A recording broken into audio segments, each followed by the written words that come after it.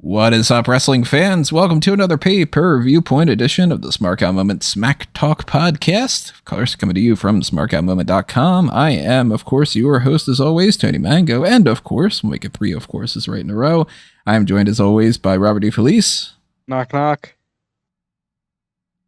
Hey, Braden, is that you? You won't answer the door. Just knock. Nah, I don't want what you're selling. I was going to knock your brains out, so that's good. And Callum Wiggins, are you going to approach my door as well? Come and knock on the door. Nice. Yeah, Three's Company. But we also love having a fourth option here, which is all of you listening. Look at that. Leave your comments below and tell us which one of us is who on Three's Company. I don't know. That's Three's Company, right? Yeah. Yeah. Three's Company. I had no idea. Hey, Did you ever see the show? No. Hey, so what made you think of coming knocking on the door? I got that from an episode of Friends. Oh, nice. Where Rachel sings that to Monica. Nice. So, sitcom by proxy of another sitcom. So which one of the friends are we? Tony's definitely Ross. You think I'm Ross? Yeah, I kind of think that's me. What's funny is that the only answer I've ever been given, other than a friend of mine, his mom, for the longest time, I haven't seen her in 10 plus years, so she wouldn't even remember me at this point. But throughout high school, she would only refer to me as Joey because she thought that I looked like Joey from Friends. So it was like, oh, Joey, your friend Joey. You're Chandler, by the way. Which one? No, you. You're the one that's married despite having overwhelming self-confidence issues. You're Chandler. I'd be Lil Ross, and that makes Callum Joey by default, which almost seems wrong. Yeah, it's very much wrong. Would you rather be Phoebe? I think if we're extending it out that far, I'd probably be more Monica than anything, really. Give us your best rendition of Smelly Cat, and we'll see what happens. There's a lot of Friends talk on this episode. I haven't seen Friends in years. But there are Friends in all sorts of places, including AEW and New Japan, and they have new friends. Who's knocking on their door? It's CMLL, and Forbidden Door is happening this Sunday. We are, of course, breaking down everything that's going to happen on the show because we already know what's going to happen. We have our crystal balls. I'm time traveling from the future. And then we have gone through all sorts of different portals. Not the prohibited one, though. We talked about that already with NXT. So we will break down the full lineup of what is currently scheduled for this, but of course that is scheduled to change in some capacity. At least we know in one case we're going to get some kind of an addition to this card on Dynamite tonight. And then, are they recording Rampage and Collision ahead of time, or is Collision live? Actually, they're recording Rampage and Collision. Okay, good. That's so much better. We will know by tomorrow as much of a full scope of this lineup as we possibly can. Maybe they change stuff along the way. They've done things in the past where they've announced matches at the latest win.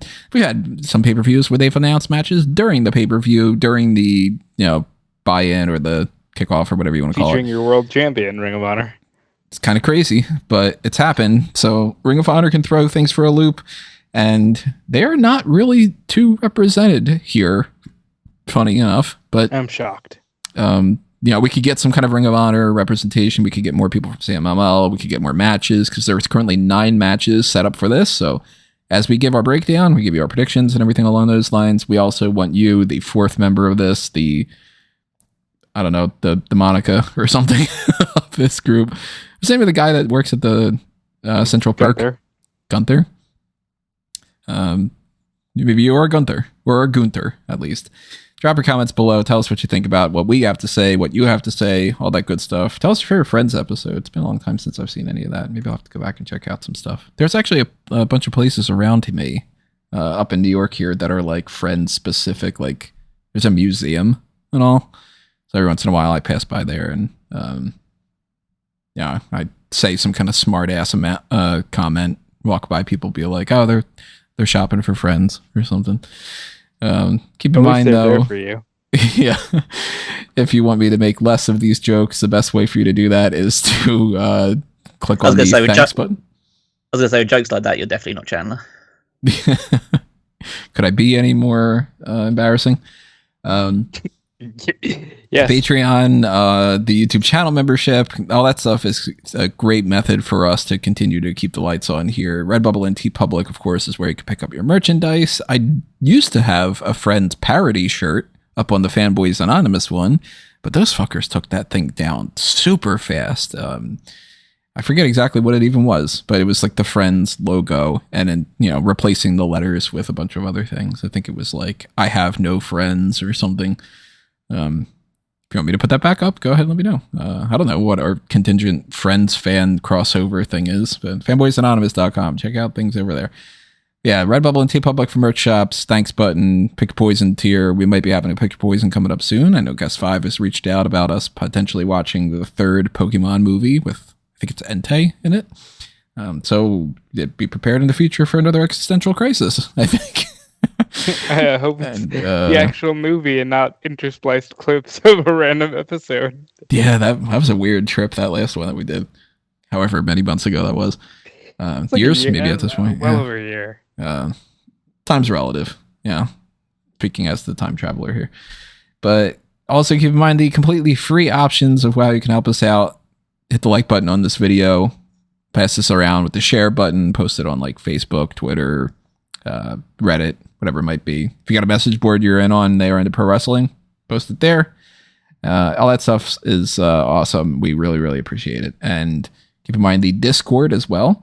Chat it up during any time of the week about any topic you want. I've got some things that are non-wrestling related if people want to talk about some other stuff there. Post pictures of your pets, whatever it might be.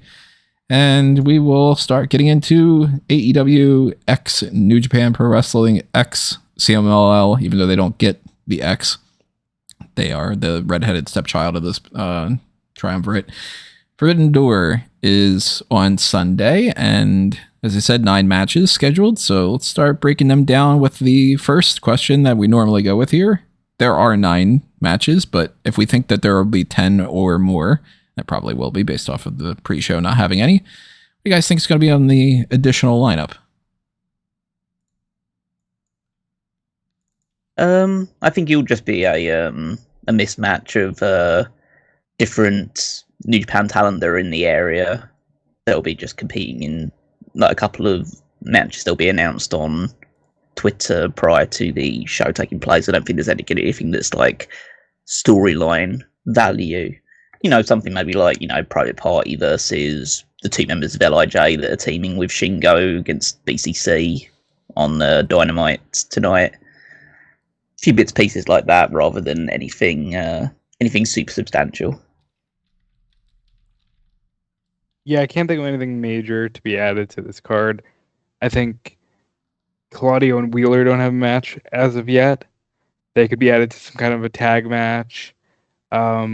Book Club Gold doesn't have a tag match, and I thought that they would for sure wrestle, War Dogs or LIJ or just any faction across the wrestling universe. I think there are a lot of factors involved in this. In that, per at least Jay White's stipulation, Jay White cannot wrestle for New Japan Pro Wrestling anymore. He cannot wrestle on a show that is a New Japan promoted show anymore because he lost the loser leaves New Japan match with Eddie Kingston, and per the stipulation, he can't wrestle on any show that's New Japan until Eddie Kingston allows him to do so again.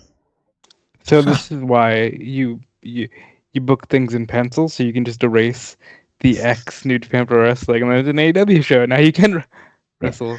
For that reason, I also don't think the card is going to be on the show, because I think that they're probably still a bit unhappy about the whole ending of the New Japan relationship with Okada, so I don't think we're going to see anything related to the Elite on this show, outside of Jack Perry appearing in the ladder match.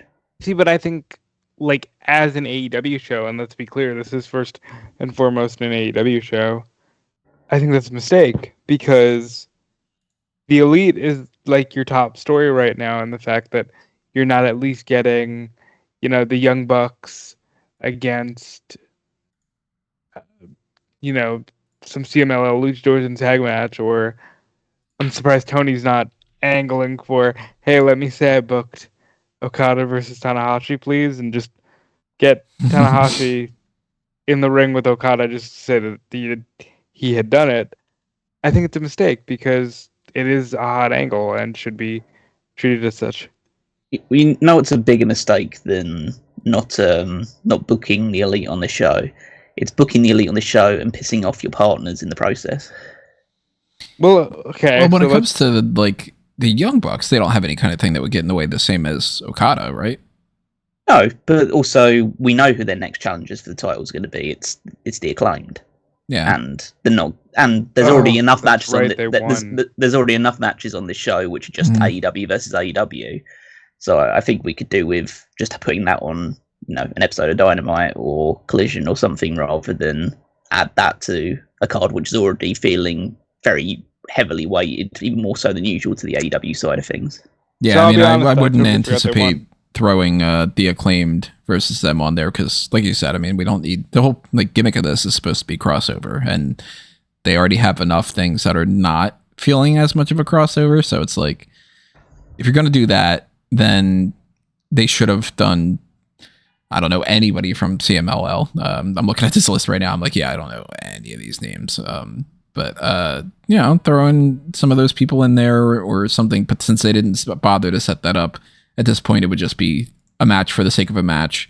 We all know Young Bucks would retain, so there wouldn't be much of a purpose. But maybe they could have done something with like, like a Stardom, a tag team match where it's like Stardom girls against, I don't know, Deanna's not on the show.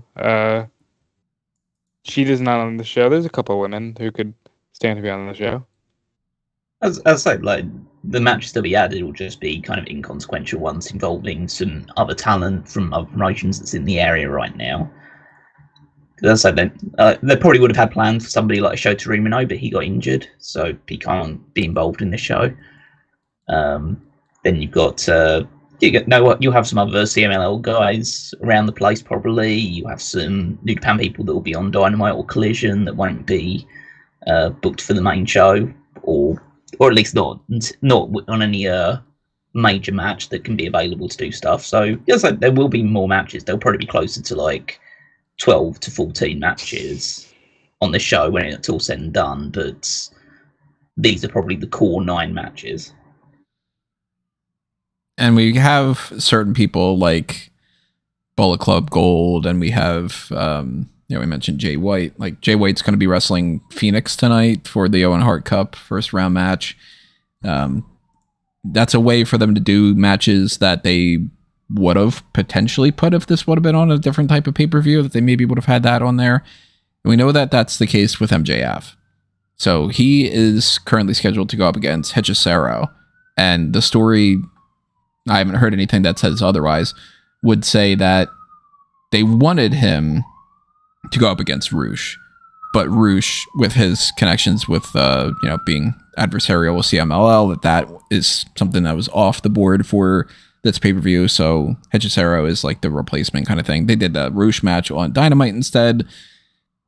Kind of all parties win except for Roosh doesn't get a pay-per-view bonus. If they even still do that, I don't know if that would be the thing anymore because we don't know how their contracts work. But to me, this is the match that I care the least about. Outside of, well, I'll put it this way: this is a match I care the least about as far as like where I think this can go and what it can be useful for. I'm more interested in seeing what Hechicero has to do in the ring than I am with some other matches and all. But I look at this as pretty much just, all right, MJF's going to win. And it's ultimately not going to mean many things at all. Him beating Hechicero doesn't mean anything. And if they do something to do an angle afterward, that'll be my big takeaway. But, until Hechicero does something to make me get super excited, which that's on me, I haven't seen his other matches, then it's sort of just lingering in that, like, okay, guy I don't know against MJF, and MJF will win territory. Yeah, I mean, I'm looking forward to the match as a match itself because I have seen what Sarah has to offer, at least from an AEW side of things. I also watched the, well, not the whole thing, but I watched highlights of the match that he had with Zack Sabre Jr. from CMLL's show they had last weekend. And they're like a 2 out of 3 falls classic lucha style match, but obviously very technically centered because they're both very technically centered wrestlers. And yeah, Hechicero beat Zack Sabre Jr., so I know he won't be MJF here, but I'm interested to see how their styles kind of mesh up with each other because MJF, at least based on the match that he had with Roosh and his just general demeanor since his comeback, seems to be going for a more like full-blooded brawling type style, whereas Hechicero can do like obviously plenty of lucha related stuff, but he's also an excellent submission specialist. So I imagine that will be an interesting juxtaposition of styles. So yeah, the Roosh one was the match that was built up, but when it became apparent that Roosh wasn't going to be able to participate in this show, then you decide to give them, a very interesting matchup for people who know ball and know Hechicero and know what he can bring to the table and see what that means. And also, you should just get MJF on the show because it's taking place. Is it in Long Island or is it in and around Long Island? It's somewhere in there. It's on Queens, Long I Island. think. Yeah. It's on Long Island. It's in Elmont. Elmont. Yeah. No idea where Elmont is. Nassau County. So, yep. So that actually that takes away one of the things I was going to say, which is why the hell does MJF need to be on the show? But I guess it's in Long Island. It's on Long Island. He has to be on the show. Why not put your biggest, like in many ways, your biggest star on this show? Wait a minute. So this is in Elmont, New York, located in Belmont Park. So this area is Elmont, and they're like, "What do we name this park?" And they're like, "Elmont." Well, we can't name it Elmont Park. Put a B in front of it. That's stupid. I'm gonna make fun of those people while I'm at it. Well, anybody from Belmont Park is gonna hate this podcast. Screw you. Anyway. Yeah, I think the match will be really good. It just said it was really fun to watch, and MJF is clearly going for I hesitate to say WWE style, but that's the best way I can think of it. So I'll say WWE style, like 2002 babyface. He's doing the brawling. He's doing the I'm not going to be a chicken shit, so I'm just going to be the exact opposite and always run towards battle. And it should be fun. But do I think it will be like match of the year? Probably not. Oof, this is an hour and a half long train ride to get to there. I'm not going to Forbidden Door, that's for sure. So we're all going MJF against Hechicero there. I think that's one of the easiest ones to call. I can't say I'm as guaranteed it's going to be this one or the other when it comes to this trios match that they've added. It's the Learning Tree. You got Chris Jericho, Big Bill, and Brian Keefe. I do like that they're the Redwood and the Bad Apple. We might have talked about that before. I don't remember for sure. But now we need somebody with the roots, and we need stems and twigs and all that other stuff. Against Samoa Joe, Katsuyori Shibata, and Hook. I could see this playing out in 3 different ways. Either it's as simple as the Learning Tree wins because they're still a relatively new stable and, kind of keep the ball rolling on that front. Or Samoa Joe or Hook wins for that team to set up an FTW championship match. I could imagine Joe being the guy that gets the win and being even the one that dethrones Jericho, and then Hook eventually taking the belt off of Samoa Joe. But it could go, all over the place. It could be Hook pins Jericho, gets another title shot, or makes him tap out or something. Maybe Brian Keefe or Big Bill is out there to take the loss. I would assume probably Brian Keefe if that team loses, and the same I would assume that maybe Katsuyori Shibata takes the pin for if the Learning Tree wins.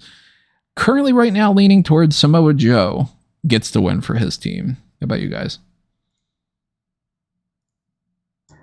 So I'm not keen on this match taking place at all, just because it's just an AEW match. This should be on Collision or it should be on Dynamite. It doesn't belong on this pay-per-view in particular. If it was any other AEW pay-per-view, I'd say, oh, fine. Like, I still wouldn't be happy about it because I just don't think it's worthy of a pay-per-view spot. But you know, it would make more sense. Whereas this one, it's supposed to be your big collaboration show, and instead you're just putting a match which is tangentially related because Katsuyori Shibata used to wrestle for New Japan Pro Wrestling on it, and Jericho used to wrestle for New Japan Pro Wrestling. But other than that, it's very tenuous why this would even be on there. I guess the only reason is to put Jericho and people like Samoa Joe on the card. But yeah, I also don't like the fact that like the FTW title is still hovering around this one. I think this should be the process. If this is the way that it's going to go, the process should be that just Hook beats Chris Jericho, takes the title back and retires it, and just says, "Yeah, I'm just going to keep it now." And because they should be going after the trios titles, they shouldn't be going after. This is a good, interesting group, Joe, Hook, and Shibata, and so it shouldn't be. It shouldn't just be all built around a singles title. They should be going after the trio championships. Yeah, he needs to retire the FTW title. I think it's time to just have Hook win it. But the third? This will be the third time, right? Yeah. Third or fourth? And then he'll give it to Taz. Third. And just retire it. So he won it, dropped it to Perry, won it back, dropped it to Jericho, and yeah, okay, so third. Yeah, so I think just it should be building towards that. I like the characters involved here. I don't care for it on this show. I think we could have used the same logic that we did for the Acclaimed and the Young Bucks to not put it on here. And I ultimately think that this is just Jericho's got to be on the show. You know, he is the learning tree, and I'm not as sour on the gimmick as what 90% of social media seems to be, but I do think they could have used the time on this card elsewhere. Yeah, I think this strikes me more as something that should be on Dynamite prior to it.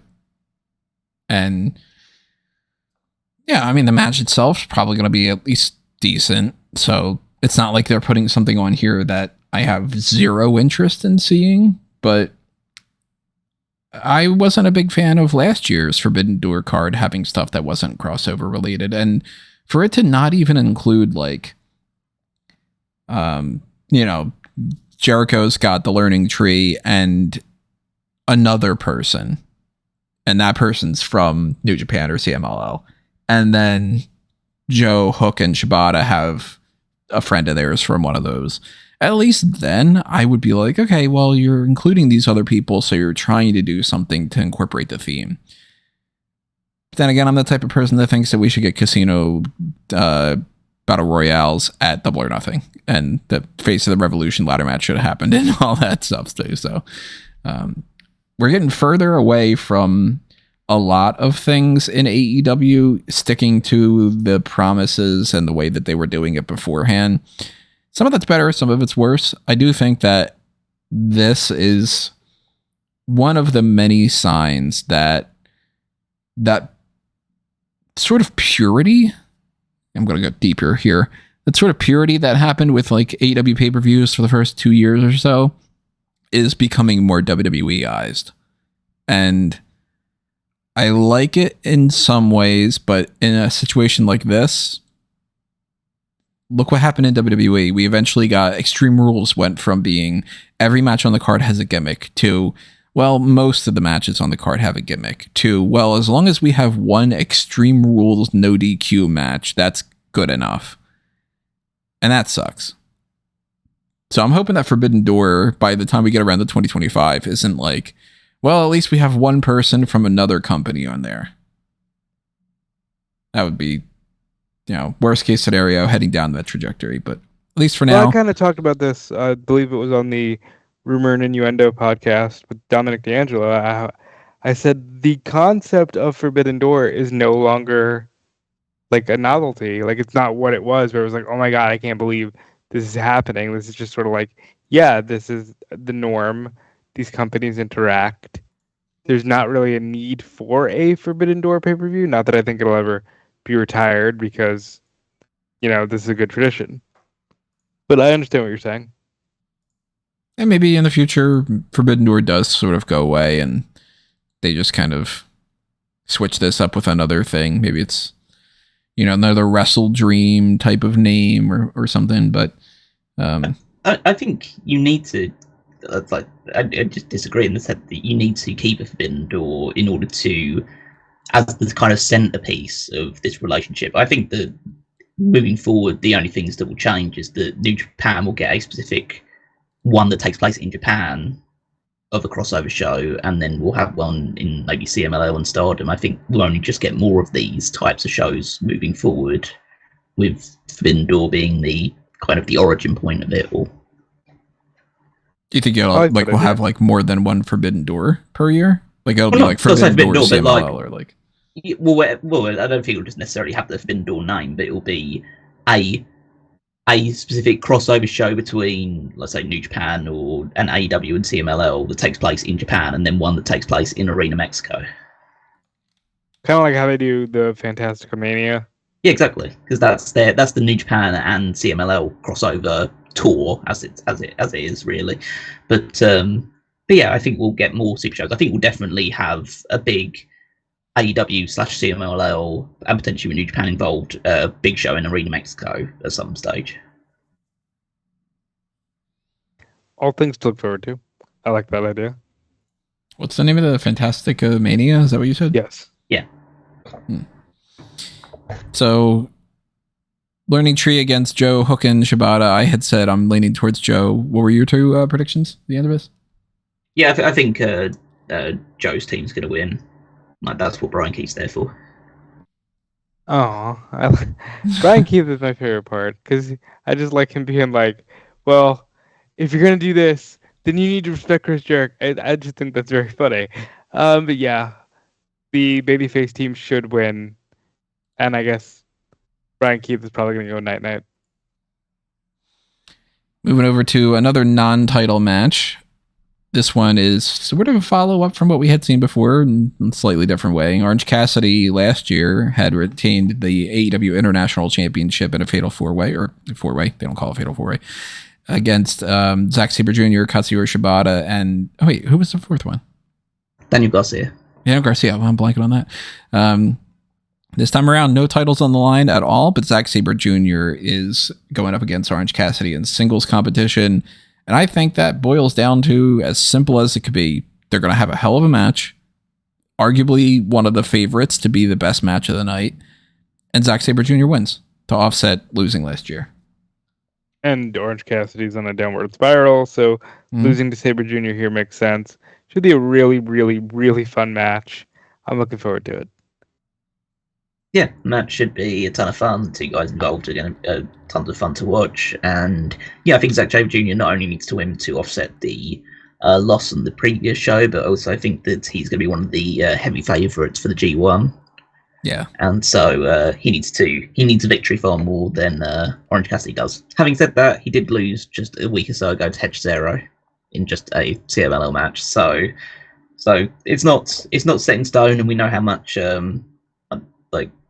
Tony Khan loves Orange Cassidy, and he does very rarely lose on big shows. But I think this is the occasion where you can afford to have him take a loss, especially if Trent gets involved in some fashion as well. That could be as simple as that too. Just, hey, we want to have him. I'd rather Trent doesn't get involved. Yeah, I just want to have a match, really. Yeah, we had way too much interference on the last. I was going to ask you that, Callum. Do you think that they're leaning way too much into outside interference? Yeah, I'd say so. The last show was the big tipping point where it's just yeah, this is way too much. So hopefully the majority of the matches in the show are just match happens, result happens. I'm not saying there won't be shenanigans involved in if the heels get victories, but I think it should just be pretty by the numbers, really. So we have another non-title related match, but this one is by proxy title-esque. It's the first round men's Owen Hart Cup tournament match between Shingo Takagi and Bryan Danielson. And this, of course, does feel like this should be on Forbidden Door. You got a New Japan guy, you got an AEW guy, two people to face off for, I believe, the first time, and have a match that people would be excited to see. And it has stakes. Very definitely not their first match together. Not the first match? I don't remember ever seeing another match of theirs, but maybe I'm just flat out forgetting. Well, I wouldn't imagine that you would have. Because at that point in time, you didn't. Well, you knew who Daniel Bryan was, but you didn't like Daniel Bryan. Oh, this is way back. This is 2010. This is in the 3-month period where Daniel Bryan was fired from WWE for choking out Justin Roberts. Danielson went on a tour of the Indies and Ring of Honor and stuff again, and he fought Shingo Takagi in 2010 in Dragon Gate when Shingo was kind of like, an established name in Dragon Gate, but an up-and-comer by all accounts, really. They had a great match, and now they are in completely different stage of the career. It's like 14 years later. Danielson is a legend, and Shingo Takagi is one of New Japan's top guys. I have no doubt this match is going to be like a real show stealer type. I think that out of all the matches outside of the main event, I think this is the biggest potential to be the match of the night, just because of the quality of the two guys involved. I think that Takagi is going to beat the shit out of Danielson. And Danielson's going to win, for that way, the prediction's going to be. But Takagi's going to beat shit out of him in the process, and Danielson's going to take as much as he possibly can. Eventually get the victory with a running knee. I don't think he'll tap out Shingo, but yeah, we need to continue the journey of Danielson aiming to get one more shot at the title before he retires, and Takagi has to be sacrificed a little bit. It's a sacrifice that I'll be very much enjoying to watch, because this is the sort of thing you use Forbidden Door for. This is the type of match that Forbidden Door was designed to put together. I agree, and I also think that Danielson will get the win and continue pushing on to hopefully having a banger match with Pac, and then a banger match with whomever wins the other side of the bracket. I do think he'll be going to Wembley. The prevailing theory of what's his name? Hangman Adam Page is definitely standing out to me as far as that wild card is concerned. Of course, we'll talk about that a little bit more down the line, but we're all going Danielson. I think that's pretty obvious that he should be going forward if he lost this first round match, and that there goes that whole side of the bracket being about him and all. Like, that would be incredibly shocking. What will also be shocking to me is if Mina Shirakawa beats Timeless Toni Storm and wins the AEW Women's World Championship, because I think that there's no chance that happens. This is about whether or not Mariah May splits from Toni Storm and goes with Mina Shirakawa, or sticks with Toni Storm, or splits from her and doesn't necessarily go with Mina. But that's the thing here. It's not whether the title's going to change. Storm is definitely retaining, and then after that, it's a little bit up in the air. But I'm leaning more towards Storm retains. Mariah May has some sort of a falling out. They split, and then going forward, the next pay-per-view is Mariah May against Toni Storm. The next pay-per-view is all out. Yeah. All in. All in. Oh, all in. That's right. She could technically win the Owen. Mm-hmm. That's interesting. She's from England. They're in the main story Wembley, here is whether or not all three of these women will end up together at some point in time, because this is the one Pride Month storyline in AEW for all the right reasons. Everybody's loving this. Mina loves Mariah. Mariah loves Mina. Mariah loves Toni. Toni seems to have grown fond of Mariah. This has been a really entertaining story, and the peak of the Timeless Toni Storm stuff. So yeah, I think whatever happens here, they struck gold, but Toni Storm should be winning. Yeah, so the result is pretty much locked in place because you know that Toni Storm's going to retain the title. That's not really, like you say, that's not really what this is about. What it's really about is what side does Mariah take? Is this where she breaks with Toni Storm and then wins the Owen as a means to get the opportunity at All In? I think that's unlikely. I think that she will get the opportunity at All In, but I don't think that she's going to turn her back on Toni Storm in the process, at least not on this show. I think it'll be. I'm interested to see how the match goes because I know that Toni Storm and Mina Shirakawa on their days are very good wrestlers and they could have a really good match. The concern is how much is going to be them just hitting each other with their boobs, or just playing about with Maya at ringside rather than actually having a match. So I think it could descend into too heavy a fast territory where it's like, okay, this is just a bit of light comedy in the ring rather than an actual match. But I hope that they get the light comedy out of the way in the first couple of minutes and then they just start beating the shit out of each other because I'm here to see wrestling rather than softcore titillation. Good word. This man speaks for some of us. No, I'm just kidding. At some point they gotta actually have a softcore match. Titillation, a bit of softcore titillation I can get on board with. Yeah. And that's kind of what they're going with, and that's what this whole feud has been built around for the most part, really, outside of just the whole romantic angle as well. And also, the title is on the line. You have to keep reminding ourselves of that because it seems like the least important part of this entire story. But I think that I still want to see them have an actual legitimate match because I know that they can both do good stuff. So I'd like to see that brought to the forefront as well as them talking about getting their tits out and stuff.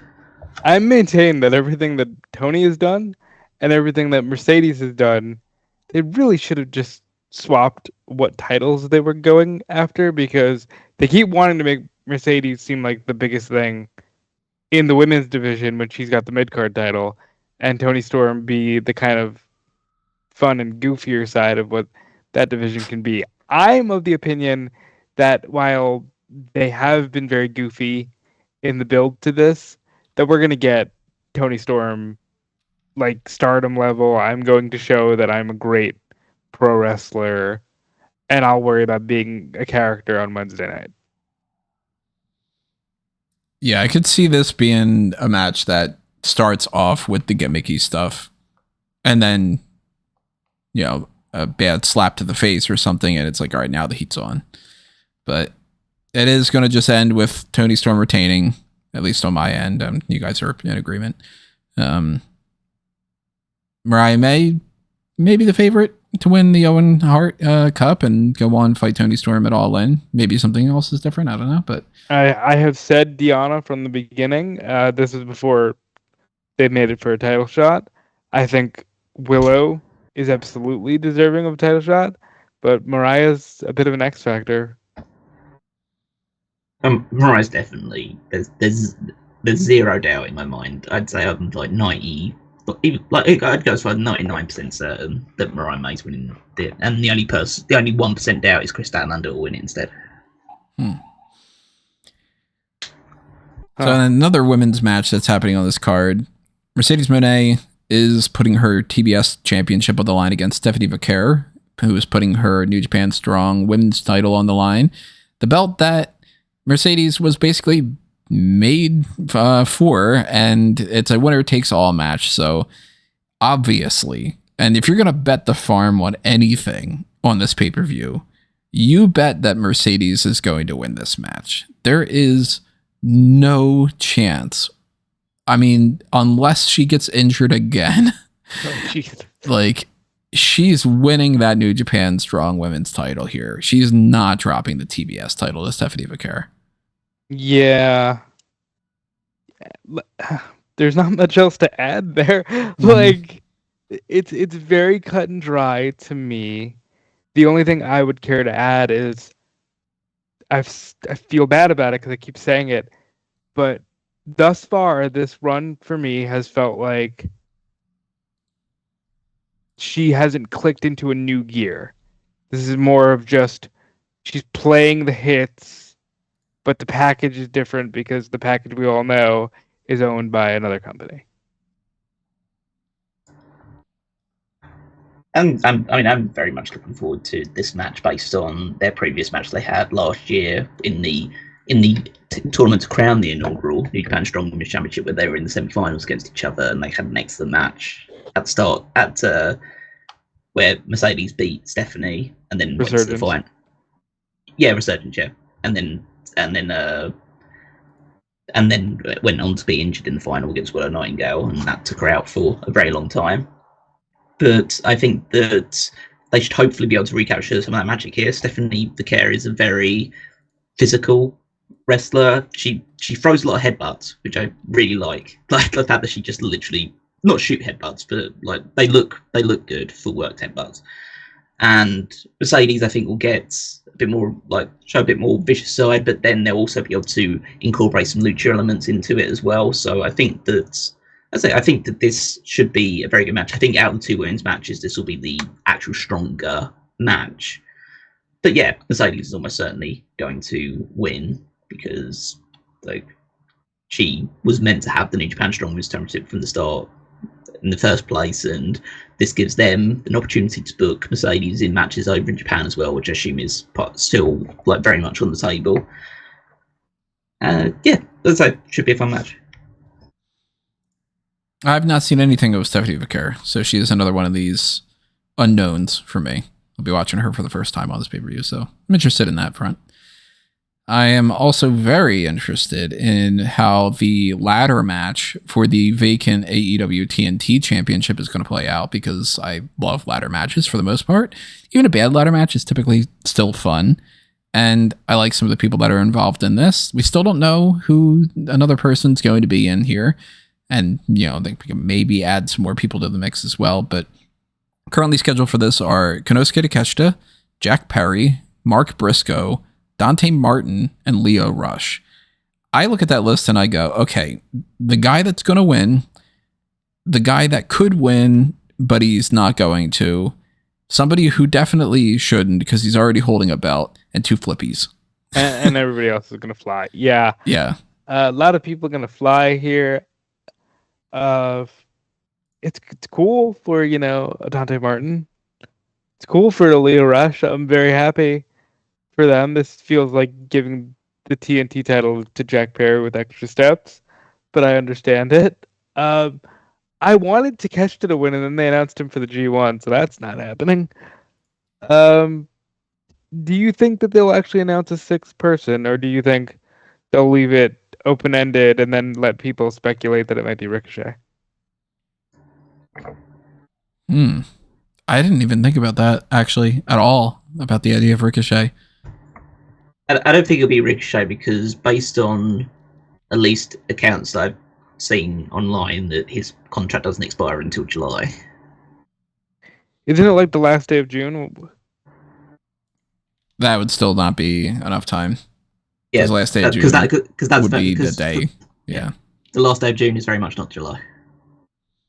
And yeah, I mean, I'd say it's not impossible, but I think it's highly unlikely, and also because if Ricochet was to be in it, you'd think that he would have to win it. Yeah, they've debuted guys in ladder matches before and then not had them win it. Yeah, right? but this is for the TNT Championship. It's not for a world title shot or the world title itself. It's a title that he could easily win straight away. Whereas I think realistically the to be determined one will be. I mean, there's different ways they could do it. I think that if I was them and I was in this position, I would make one of the matches on the buy-in a big battle royal to determine who will be the sixth guy. That'd be cool. Throw in some CMLL people, throw in some New Japan people. Yeah, just have a casino battle royal or even a casino gauntlet match, because they're super fun and all the rage right now. Just do that on the buy-in and have whoever wins that get into the ladder match and do some cool stuff with all the other people, especially if it was like a CMLL guy. I mean, that'd be fun as well, because it'd be the first casino gauntlet match that Will Ospreay can't win. So, so at least they have a different winner of it as well. Shingo is AAA, right? Yes. Okay. Sucks. Yeah. I'd like to see him fly around. Yeah, but I think that out of the people that are currently listed, the obvious winner is Jack Perry. Takeshita is going to G1, so they won't make him TNT champion at this point in time. You're basically just surrendering the TNT title for like 4 weeks or however long it takes for the G1 to conclude this time around. Mark Briscoe's already Ring of Honor champion. He'll be defending that at the next Ring of Honor pay-per-view, likely against Carl Fletcher, but we'll see. He's defending against Kyle Fletcher tomorrow. Oh, is he? Yeah. Well, that should be. I bet that gets like some sort of screwy finish. Yeah, I'd imagine so. But also, at least with ROH right now, they do have a couple sets of tapings that will just be exclusive Ring of Honor tapings. So maybe they get a little bit of momentum behind them for that. Yeah. And then Dante Martin and Leo Rush, they're kind of they're in a storyline together right now. So their kind of involvement is both to be flippy guys in a ladder match. I always get nervous when I see Dante Martin in a ladder match after me too. Happened at that Ring of Honor show a couple of years back. But I think that like they're kind of working together. There seems to be, they obviously have a long history in AEW, and now they're going into the story of like Leo Rush trying to make amends with that side. And we might see Leo Rush pop in every now and again moving forward. I know he's kind of just a guy that's just has a few moments in every single promotion. Maybe this is just another time for him to be in AEW for a couple of months and then he'll be off again. But it's fun to have him while he's there. Now, didn't Sean recently report something about Leo Rush being like back in the fold? Okay, it says Leo Rush is back in the fold at AEW. He hasn't signed anything, but he's very much factored into creative plans. Yeah. So the issue that was in the past is that he kind of made some comments after the Big Swole firing. Mm-hmm. And so that kind of, I guess fractured the relationship between him and AEW for a while. And so he went away to do some stuff in New Japan, of promotions on the independent circuit. Now he's back, seemingly all water under the bridge. He's picking up where he left off with Dante Martin and Darius Martin, and now with Action Andretti as well. So there's there could be some interesting things with him. I know he's not going to win the title here, but it's another opportunity for him to get showing himself, and he's always lightning to watch. I assume that him and Dante or him and someone else in the match will have a big spot off the top of the ladder. Yeah, I really hope not. I don't want to see anything bad happen for Dante. It's always scary though. There's a track record of one Martin gets injured every couple of months or so. So if obviously we hope that's not going to be the case, but at the very least we would assume that he'll be flipping around doing some crazy stuff. Leo Rush will be doing some crazy stuff. They're going to have fun elements of this match, even if they've got virtually no chance at all at winning. And Briscoe does have that ROH title. Doesn't seem like there's really a purpose for him to win another one here. So it's just, hey, maybe the unknown person can, but realistically, it's Jack Perry winning this. Yeah. I do want to shout out Mark Briscoe for the promos lately. What an absolute delight he's been on Dynamite. I wish he was on Ring of Honor a little bit more because he's the world champion, but he's been a joy to watch and listen to on the microphone. And then we have two more. Okay. I was going to say, fun match. Jack Perry wins, and I'm sure there'll be enough cool moments in this to excite the audience there. Maybe they could get off of this match. So two more matches that are rounding out this lineup, at least as far as what we currently know. We've got the IWGP World Heavyweight Championship. Jon Moxley is defending against Tetsuya Naito. And as I always say here, I am not really tapped into New Japan, so I can't give you that perspective too well. But from that outsider's point of view, I pretty much look at this as, all right, well, based off of what we've talked about with the G1 and the way that typically works, and knowing that this is heading towards the type of the year where they're kind of setting up some stuff for Wrestle Kingdom and all, I very much assume Naito's beating Moxley. Yeah, I see no benefit and Jon Moxley continuing to hold the championship. You know, especially after Naito was like, yeah, and if I lose, I'll give him my spot in the G1. Mox ain't doing the G1.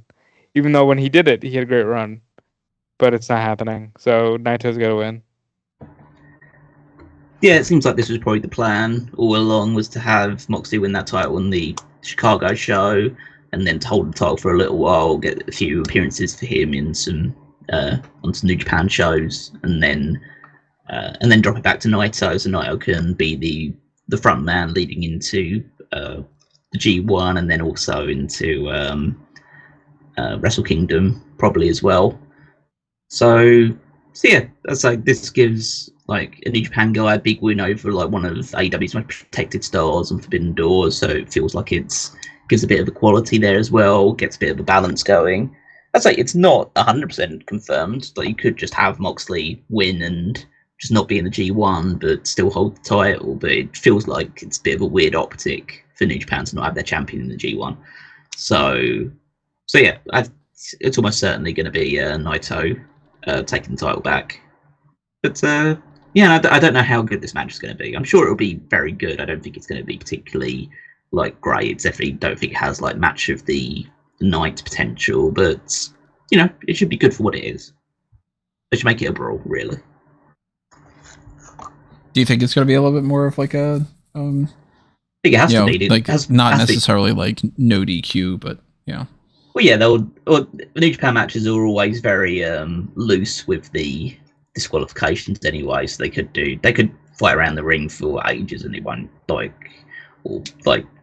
anything like outside of just like deliberately low blowing a guy in front of the referee is probably going to be fine in terms of stuff that you can do to each other in the ring. So I think they will go a bit more brawly. I think they have to, because Naito's knees don't work. So yeah, I think they'll have to play it. It would have to be like a match that's wrestled quite smart, rather than a match that be wrestled particularly like hard and intense.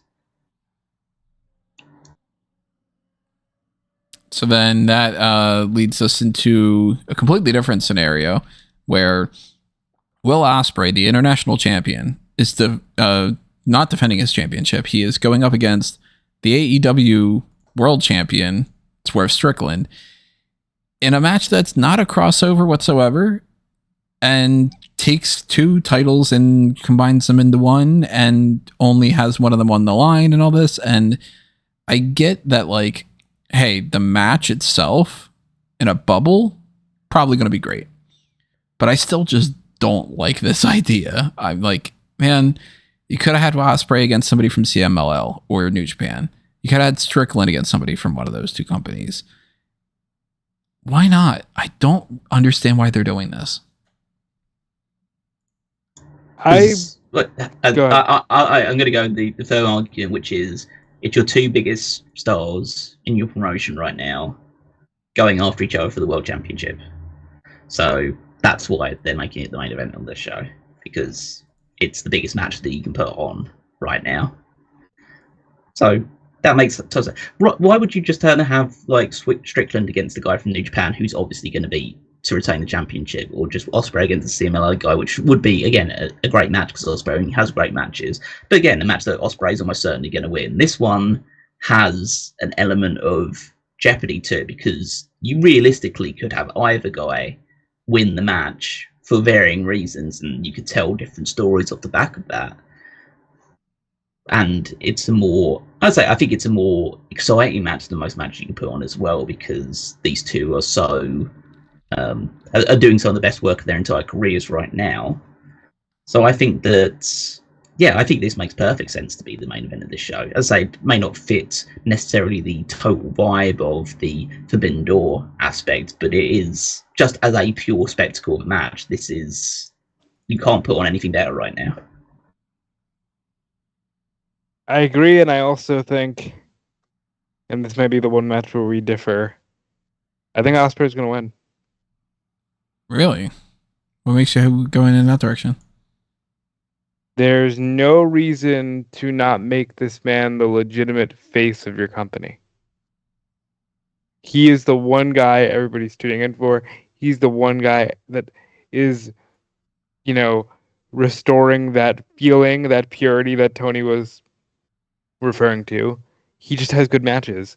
AEW is where the best wrestle. This guy is the embodiment of that. Just put the title on him.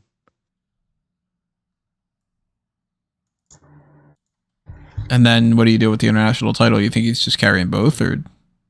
Oh, they love having people carry multiple titles. I'm not worried about that. He can defend it internationally.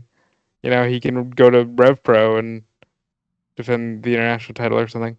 I understand why, like, the idea that he has the other belt making it less likely, but I'm saying in this position, I see no reason why you couldn't just strap him up, because he's the embodiment of what your company is right now. I think there's like no chance that Ospreay wins. But then again, I've been wrong about plenty of other things in the past. I do think that there's something that should happen here, though. Like, maybe there's some kind of, I don't know, an interference. Maybe they set up something for a future opponent for somebody. I don't know. But the fact that it's babyface also makes me think that there shouldn't be anything like that. Because if you get somebody that like costs Ospreay the match, for instance, it makes Swerve look like he is kind of in league with them a little bit. They've done this plenty of times before where it's like they don't see that that's happening and all, but it just overcomplicates things. And I don't know. I mean, there is a big part of me that just sort of thinks Tony Khan wants to see these two guys fight. They're going to fight. Swerve just wins. And that's it. And it's not necessarily 100% a bad idea, but it's also just sort of, all right, well then, that's it? Okay. Moving forward, we reset everything and that's it. And not the biggest fan of that either. Why does it reset everything? Well, because then you just have to start new feuds for everybody, and we know who the next world champion feud is. It's the person who wins the Owen Hart Cup. No matter what happens, but that tournament has to still continue, and then Swerve's got to do something in the meantime. He's doing Blood and Guts. Yes, that is correct. When is Blood and Guts? July 24th. Oh, okay. So then, yeah, okay. I'm thinking that's afterward for some reason. See, this is where I think this goes. Is the fact that you have Swerve and Ospreay just have, you know, a banger match, which they all obviously have, and then Swerve gets the jump on Ospreay, gives him his first pinfall. It means that you don't have this albatross of an unbeaten streak on Ospreay's head, because Ospreay doesn't need to have an unbeaten streak. But he gets his first defeat, but he loses to the world champion in like a big match on the main event of a pay-per-view, and so that gives him, you know, it's still a credible way to lose. It's not like, oh, you're just losing to any random guy. Immediately you lost to the world champion. So they show some begrudging respect to each other at the end of it, because they've already said they're kind of friendly with each other, but Swerve is trying to get in Ospreay's head by making it a bit more personal, a bit more intense, just to play a few mind games with him. Ospreay comes close in defeat. They shake hands afterwards. Then Swerve comes out the next night, basically saying that you need to put a group together to take on the Elite. The Elite starts like beating the shit out of him, and so he's trying to get his group together. Ospreay comes out to make a save. There's your first guy on Team AEW against the Elite. It's Swerve and Ospreay, and then they'll be joined by other people as it moves on. So that's where I think it's going. I definitely don't want to see like any interference or any. I don't even really see any sort of foul play or any sort of like question of doubt. Really, I think you should just have Swerve beat Ospreay. It doesn't have to be super definitively. It could be a roll up or a flash pin or a cradle or something like that. I wouldn't be against the idea of Swerve just hitting the stomp and getting the victory either. But I think that it shouldn't be like, you know, a questionable referee decision or feet accidentally on the ropes or anything along those lines. It should be, you know, Swerve is just the better guy on the night. Ospreay can definitely do other things at All In. He'll still be one of the biggest stars there, and I think that we're definitely heading to either Swerve versus Bryan Danielson for the title or Swerve versus Hangman Page for the title as the main event of the All In show. I do think Hangman's gonna be back really, really soon, and he'll be the fifth guy on Team Elite. But I don't know if he wins the Owen. I kind of think, like I've said in the past, I don't know if I've said it on the air, but I think Tony Khan should put his foot down and say, damn it, Bryan, I don't care if you don't want to be world champion. I want you in my record books. You're winning the world title. So I do think that no matter who's champion, Danielson should win that belt in Wembley. But yeah, I could see it potentially being, but we're doing Hangman Swerve, and that's our biggest rivalry. So there's options, and that's what at least makes this exciting. And to that point, I'm going to say, Swerve has heard all of the chatter about, well, he hasn't knocked out of the park as champion.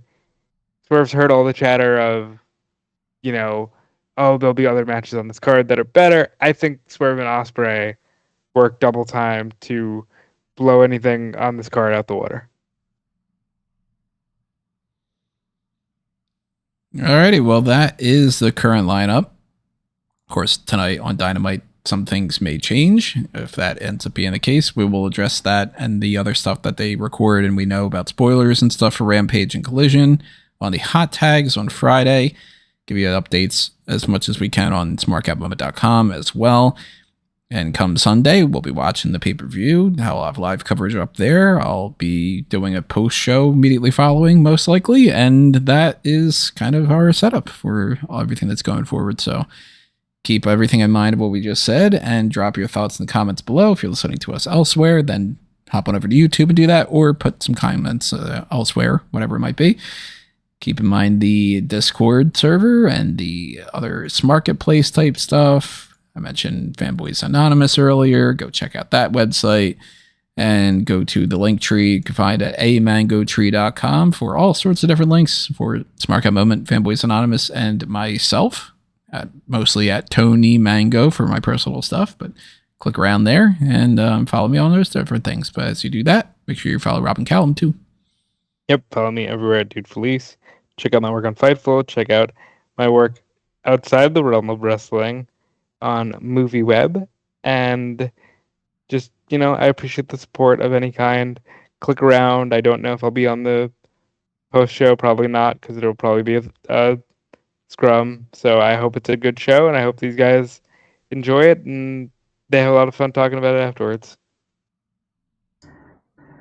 So you can follow me on Twitter at Weekmeister14. Check out the Power Rankings every Saturday over on smarkmoment.com, where I rank the WWE superstars based on their previous week's performances.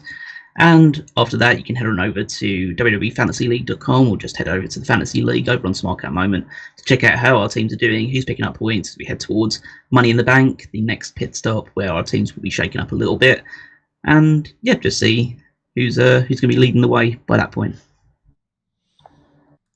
Okay, everybody, leave your comments as I said, and stay tuned. Hit that like button on this video to show that you support us, and we will talk to you next time. But for now, this has been another Smark Out Moment, and we are being counted out.